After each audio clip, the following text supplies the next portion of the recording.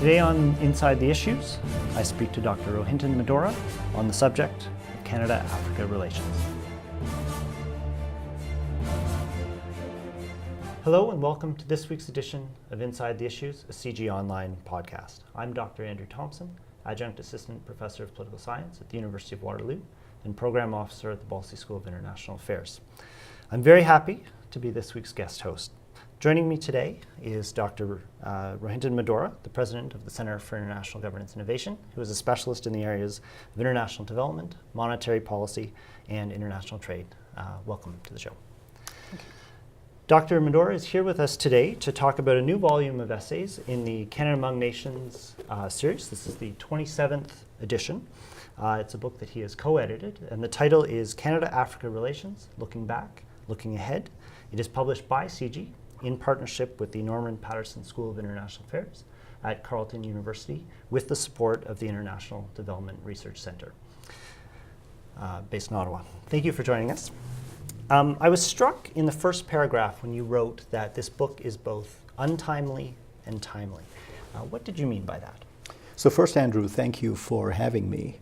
What we meant by that is precisely that Africa has not figured in Canadian foreign policy in any significant and meaningful way. This series, which is of long standing, as you know, has never treated Africa in any diligent fashion. So that in that sense, it is timely. It is untimely in the sense, but one could also turn that argument on its head and say, well, there's a reason for this sort of dynamic. And if it's the case, why would the subject merit this kind of attention? Our own sense is that the dynamics around Canadian foreign policy are changing, and that Africa, as I hope we make the point in the book, is changing significantly. And so now is a very good time, almost an inflection point in Canada-Africa relations. And so it's on balance a very timely moment to examine the issue in all its dimensions. And so that's my final point, that this is not about an aid relationship. This is truly about a partnership between two regions. And perhaps just building on that, one of the central themes in the book is this notion of Africa rising. And what do you and your contributors mean by that idea, both in terms of opportunities ahead, but also some of the challenges that come with this idea of Africa rising? Right. So Africa rising has been a moniker that's been used for about 10 years now, both in the popular press, but also in the scholarly literature. And it has to do with the fact that there's a series of economic, political, and social developments in Africa which are quite different and promising compared to the post-independence history with which Africa, unfortunately, has come to be associated. Economic. Africa has had consistently higher than 5% growth for over a decade now. We, I think, as a global community, are correctly impressed by what's going on in Asia and parts of Latin America. But we forget that the most consistent and, in fact, well-distributed growth has been in Africa. Politically, the landscape has changed quite significantly. There are more democracies now, there are more semi-democracies now, there's less conflict than there has been in several decades. And that in itself leads to a virtuous cycle of social and economic developments, which one cannot really, in any sense, ignore. And a symbol of all of that is the fact that not only have raw materials prices been buoyant, about which, frankly, Africa can do very little on its own, but, and we'll come to this, I'm sure, in our discussion, the spin-offs of that whole dynamic have been good and bad, but in our estimation, on balance, good. And so you have a sense where Africa, as a region, possesses something, raw materials, that the rest of the world desires. It now has a better educated population and ruling elite than it has ever had before.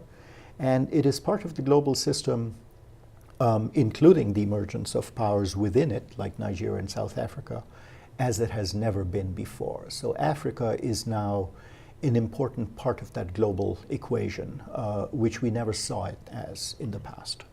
Wonderful. Now, in your introduction, you also qualify this, though, that despite all of the wonderful progress that has been made, there are still some obstacles to overcome. I wonder if you could say a little bit about that. Absolutely. Teddy Sammy, my co-editor, and I spent a lot of time thinking that one through and reading that one through.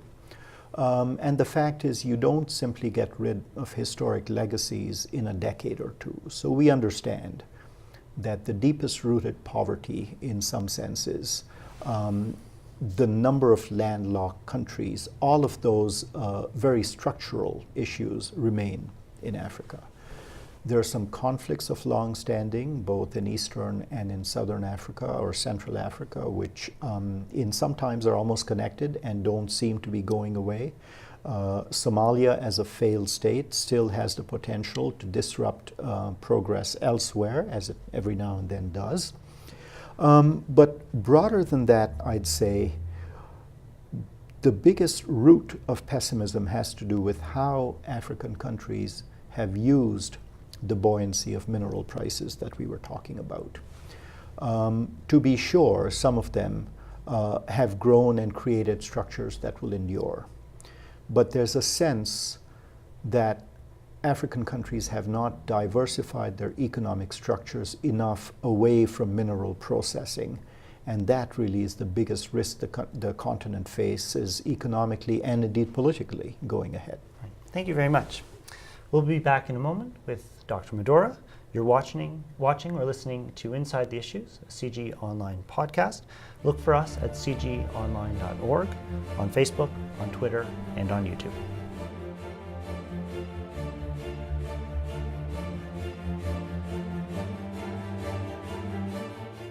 Welcome back.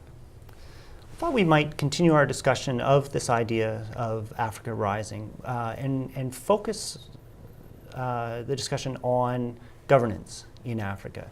There is a perception, a long-standing perception, that governance has been very weak in Africa, and yet some of the evidence that you point to in the book suggests that in the last decade things have improved and quite significantly. I wonder if you could share your thoughts on this new trend and perhaps offer some insights into why this has happened. Indeed. I think it's fair to say that no one knows yet exactly where governance on the continent is headed, but that the weight of the evidence suggests that it is an optimistic outlook. And so first thought might be, what do we mean by governance? By governance, I'm simply assuming the quality of government and the quality of interaction between governments and their peoples and between states and markets. So it's that range of relationships that keeps a country whole and keeps it happy and prosperous. As we were discussing previously, I think what's been at the root of the improved governance is a number of things, many of which were painful at the time they first played out.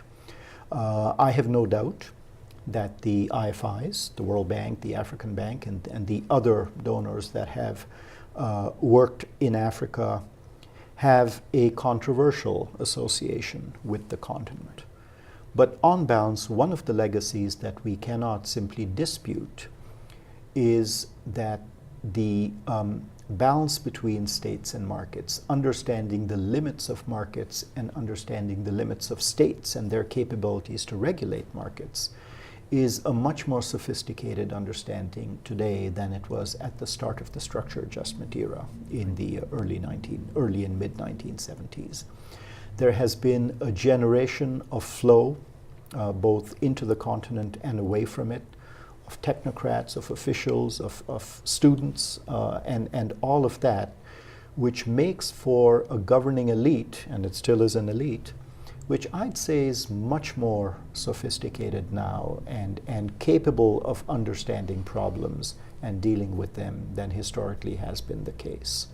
I think the decimation of the social sector, and particularly of the education sector in the continent during the crude years of structural adjustment, is behind us.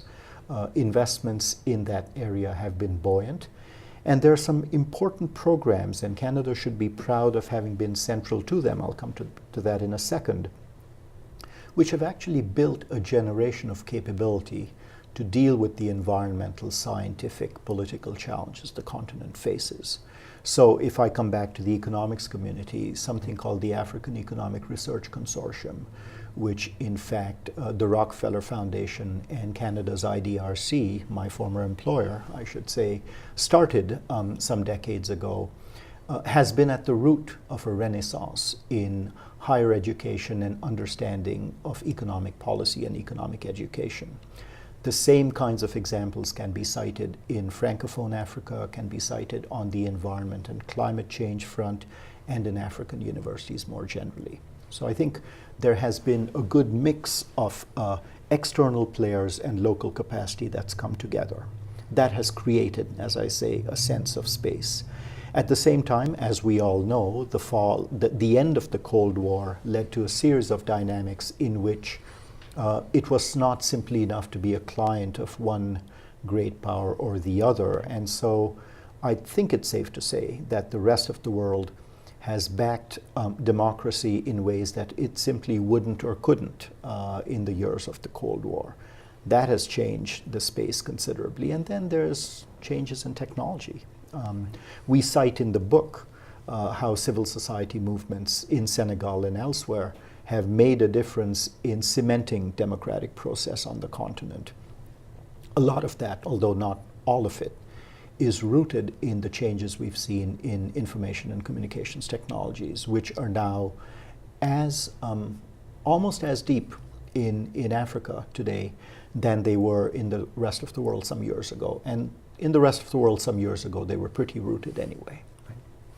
Wonderful, wonderful. Do you see opportunities for either countries in Africa or the international community to further strengthen this trend of better governance so that we essentially mitigate the chances of backsliding?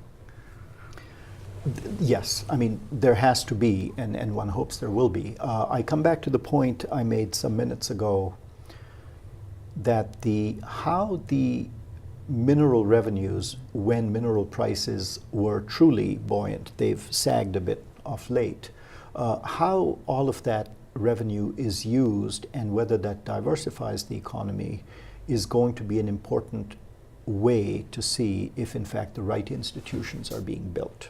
So there's some of that. The other dimension to your question would have to be how the continent and the rest of the world deals with the remaining failed states and problem areas on the continent, because the spin-offs, the negative spin-offs from what's going on even today in the DRC, Darfur, Somalia, Cote d'Ivoire is, I think, behind us. But the remaining ones need attention, and if there's backsliding there could still be wider backsliding. Right. Thank you very much. We'll be back in a moment with Dr. Medhora. You're watching or listening to Inside the Issues, a CIGI Online podcast. Look for us at cgionline.org, on Facebook, on Twitter, and on YouTube.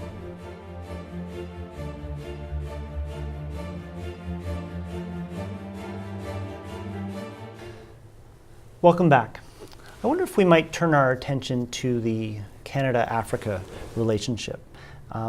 Several of the essays in the book suggest that traditionally there hasn't been a coherent strategy toward Africa within Canadian foreign policy. They also suggest that there are lots of potential new opportunities for engagement in the future. So I wonder if you could share your thoughts on kind of the historical state of the Canada-Africa relationship, and then speculate on how this might change in the future. You know, I have to say on coherence that when you bring together 24 political scientists and economists, it would be foolhardy for editors like Teddy and I to expect consensus. Right. And this is one of those areas in which there wasn't, as in many others, but in which I know that my view is really just my view and not that of the folks associated with the book as a whole.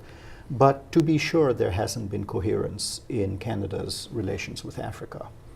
That seems to bother academics more than I think it should, and bothers policy folks much less. Why? Africa is 54 countries. Right. I can't imagine what coherence in your relationship with 54 countries would look like. So I think we need to get over this one. Also, you look at Canada's relations with any other region in the world or any other large country, what do we mean by coherence? I think the nature of the real world is that one has to be flexible, one has to be opportunistic, and that we're not writing a graduate essay here. Right. That said, I do take the point, and on this I do agree with my fellow authors, that Africa has not been high on the Canadian foreign policy agenda. Now, that's not the same as saying there hasn't been coherence, but I completely take the point that Africa has not been a factor. The history of the relationship, and we have a couple of very good essays on that, actually goes back to pre-independence times. And I think Canada's role during and immediately after the wave of independence in the 50s and 60s was one truly of nation building, institution building, farsightedness. It was a role that was replayed in the 1980s in South Africa. Right. And I think Canada has much to be proud of in all of that. It is also fair to say that in Canadian foreign policy, Africa has mostly figured either as an aid issue or a conflict issue, and that we have not seen enough the other dimensions, or not relaxed enough to see the other dimensions of Africa's emergence, which we talked about. We do make the point that Africa is an opportunity for several Canadian initiatives in the private sector, and not just mining, but ITs and energy come readily to mind, and in fact infrastructure more broadly, on which there's much room in Africa to do more. The African demographic is one in which, as Paul Martin notes in his foreword to the book, is one in which there will be more young people than almost as a proportion, almost anywhere else, other region in the world. That's surely a good thing, so long as we're creating the opportunities for them. And for now, it looks as if it's a challenge, but it's not an insurmountable one. So there's an opportunity for Canada to engage on the education and the employment creation side as well. Canada has a partner in South Africa in the G20. Right. Canada has engaged with other African countries on international issues. And so one of the promising things that we see and that we hope is underlined going ahead is that Canada's relations with Africa become more broad-based and are not focused, and indeed they're not anymore, just because Canada's own aid and other priorities have changed and other players have emerged on Africa. But it looks as if that spectrum is going to widen, and that is only a good thing. Right. How are, generalizing again, how is Canada perceived in Africa? And take South Africa, for example, where even to this day, people like Brian Mulroney and Joe Clark are seen as real champions of the anti-apartheid movement. There was a sense that Canada cared about Africa. Is that still the case? And again, generalizing, it is a big place. That's right. So we're generalizing, and this is one person speaking. Right. My sense would be that Canada, to the extent that it is on someone's radar screen, would be mostly for positive reasons, that the image is a good one. The small but effective builder and investor would be my take. Now there are, as we know in the mining side, some truly bad news stories which have to be dealt with. But broadly speaking, Canadian investments, economic and social and political, on the continent have a good feel around them. I think both CEDA and IDRC have been integral to that image of Canada as a very sound and sensible funder. And as you pointed out in your remarks, Canadian governments have historically been, when they've turned their attention to Africa, have been inclined to do so in ways that are well perceived. That said, candidly, I don't believe that there is an overpouring of awareness about Canada. I think Canada is seen as a decent donor and a decent partner, but the buzz in Africa now is around energy. It's around the emergence of South Africa and Nigeria and others on the continent. It would be, of course, around the emergence of China and to a lesser extent Brazil and India as investors in and players on the continent. Parts of the continent, I think the Gulf states, both UAE and Qatar, are seen to be niche but still important players. And so if you look at that changing global landscape, relatively speaking, Canada's role is declining. Right. Thank you very much. We'll be back in a moment with Dr. Medhora. You're watching or listening to Inside the Issues, a CIGI Online podcast. Look for us at cigionline.org, on Facebook, on Twitter, and on YouTube.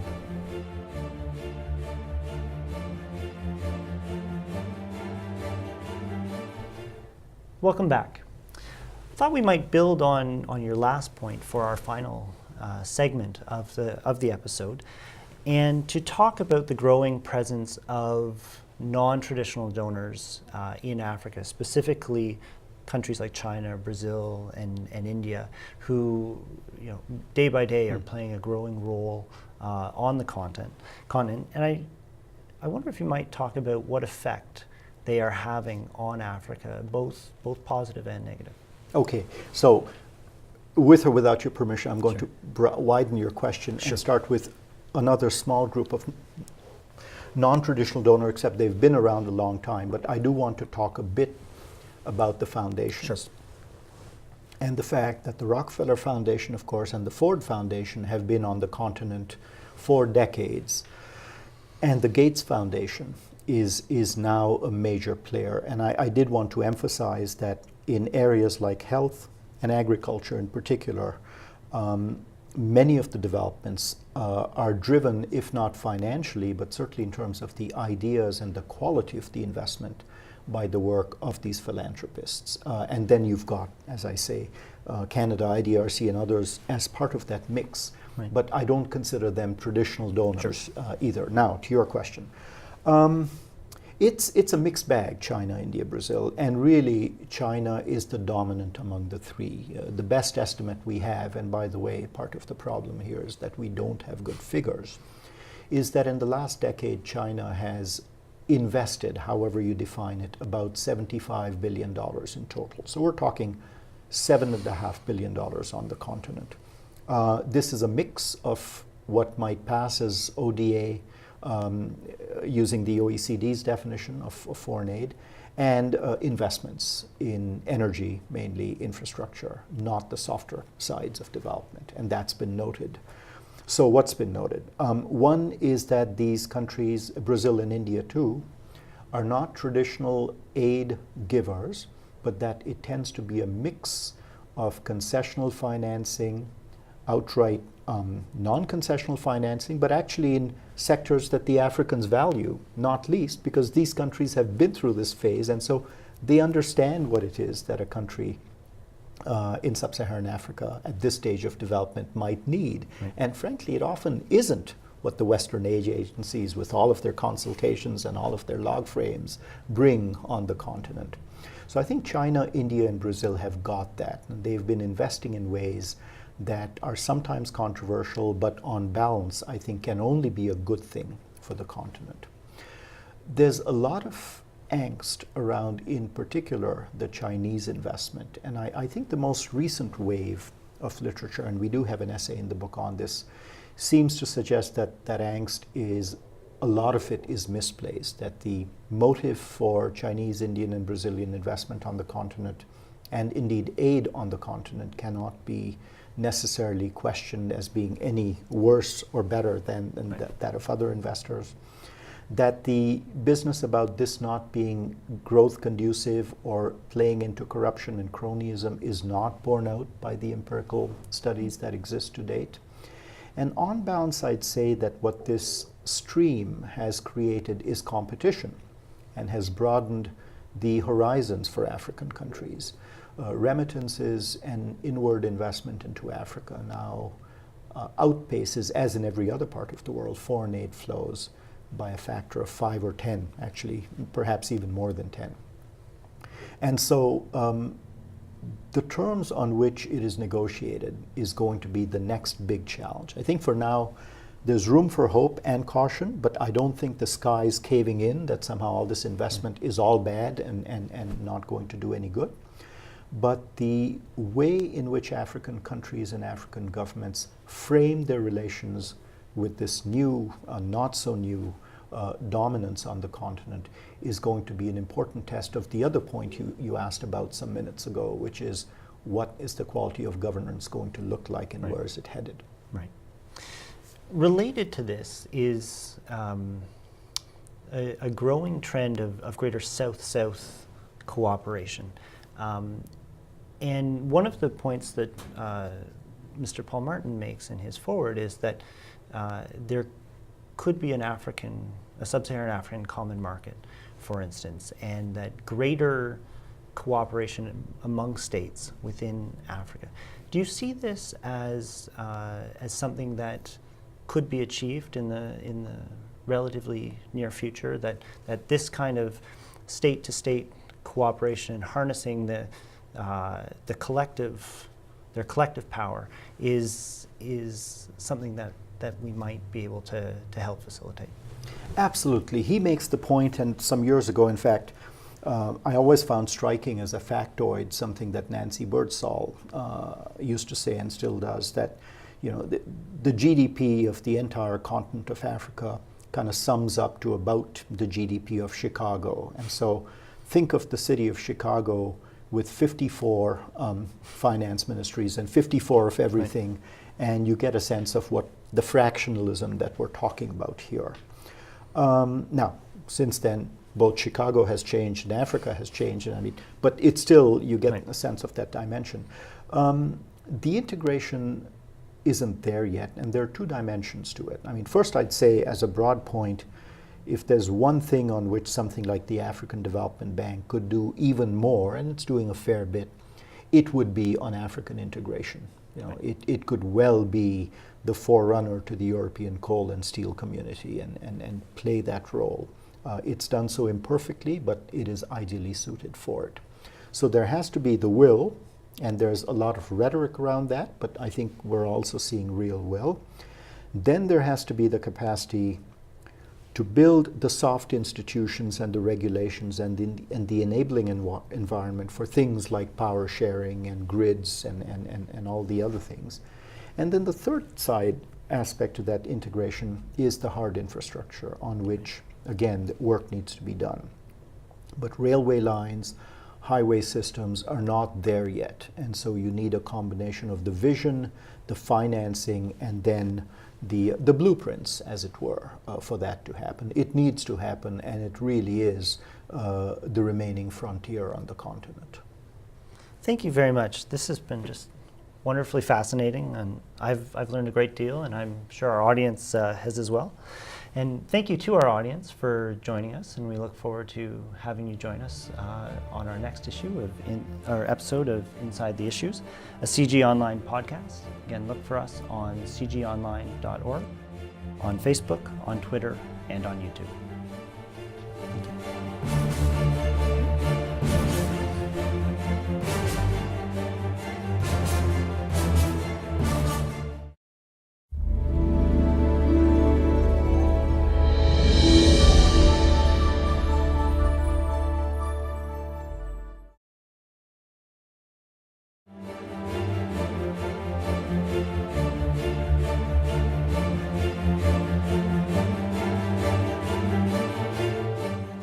Today on Inside the Issues, I speak to Dr. Rohinton Medhora on the subject of Canada-Africa relations. Hello and welcome to this week's edition of Inside the Issues, a CIGI Online podcast. I'm Dr. Andrew Thompson, Adjunct Assistant Professor of Political Science at the University of Waterloo and Program Officer at the Baltic. Between two regions. And perhaps just building on that, one of the central themes in the book is this notion of Africa rising. And what do you and your contributors mean by that idea, both in terms of opportunities ahead, but also some of the challenges that come with this idea of Africa rising? Right. So Africa Rising has been a moniker that's been used for about 10 years now, both in the popular press, but also in the scholarly literature. And it has to do with the fact that there's a series of economic, political, and social developments in Africa which are argument on its head and say, well, there's a reason for this sort of dynamic. And if it's the case, why would the subject merit this kind of attention? Our own sense is that the dynamics around Canadian foreign policy are changing, and that Africa, as I hope we make the point in the book, is changing significantly. And so now is a very good time, almost an inflection point in Canada-Africa relations. And so it's on balance a very timely moment to examine the issue in all its dimensions. And so that's my final point, that this is not about an aid relationship. This is truly about a partnership. School of International Affairs. I'm very happy to be this week's guest host. Joining me today is Dr. Rohinton Medhora, the president of the Center for International Governance Innovation, who is a specialist in the areas of international development, monetary policy, and international trade. Welcome to the show. Dr. Medhora is here with us today to talk about a new volume of essays in the Canada Among Nations series. This is the 27th edition. It's a book that he has co-edited, and the title is Canada-Africa Relations, Looking Back, Looking Ahead. It is published by CIGI in partnership with the Norman Paterson School of International Affairs at Carleton University with the support of the International Development Research Centre based in Ottawa. Thank you for joining us. I was struck in the first paragraph when you wrote that this book is both untimely and timely. What did you mean by that? So first, Andrew, thank you for having me. What we meant by that is precisely that Africa has not figured in Canadian foreign policy in any significant and meaningful way. And this series, which is of long standing, as you know, has never treated Africa in any diligent fashion, so that in that sense it is timely. It is untimely in the sense, but one could also turn that